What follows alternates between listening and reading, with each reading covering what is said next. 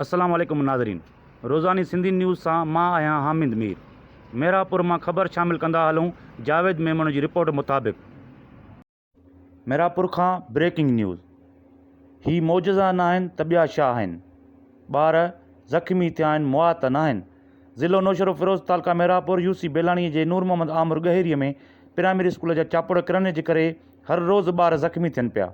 ॻोठाणनि daily Sindhi news खे interview ॾींदे चयो त आला अमलदारनि खे दांह ॾेई ॾेई थकिजी पिया आहियूं, पर को बि ॿुधण लाइ तयारु न आहे।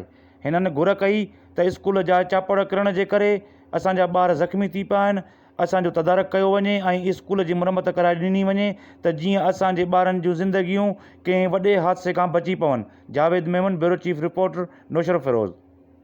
तव्हां उन्हनि खे अर्ज़ी ॾिनी आहे, तव्हां उन्हनि खे कूक दांह कई आहे? बिल्कुलु वेंदा आहियूं असांखे हिते बि चवंदा आहियूं, उते बि विया आहियूं, पर उते मिलनि ई कोन था। कंहिंखे चऊं? असां त वञूं था खाली मोटिया था अचूं, काॾूं अचूं, कंहिंसां मिलूं? उते बि चवनि था त आहिनि ई कोन, साहब ॿाहिरि आहिनि, असां कंहिंखे था ॾियूं? असांखे का सहूलियत कान था ॾियनि।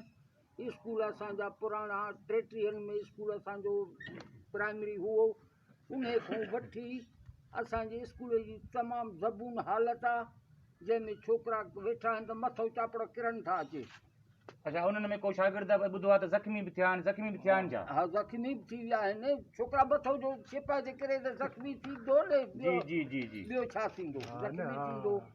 वक़्त जो स्कूल आहे। ॿियो असांखे हींअर का बि सहूलियत, असांजूं नियाणियूं, असांजा छोकिरा आहिनि।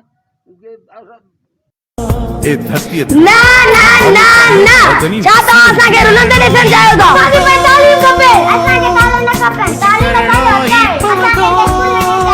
असांखे स्कूल में कुछ करणो ही पवंदो, गॾु थियणो ही पवंदो, कुछ करणो ही पवंदो। तालीम खपे, ताला न खपनि, ओ ताकू ऐं भाड़ा न खपनि। तालीम खपे, ताला न खपनि, ओ ताकू ऐं भाड़ा न खपनि। हिन क़ौम जो मुस्तक़बिल हाणे तालीम बिना कुछ भी कोन्हे।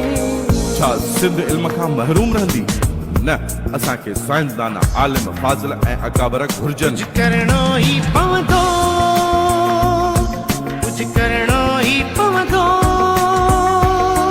कुछ करणो ही पवंदो, गॾु थियणो ही पवंदो।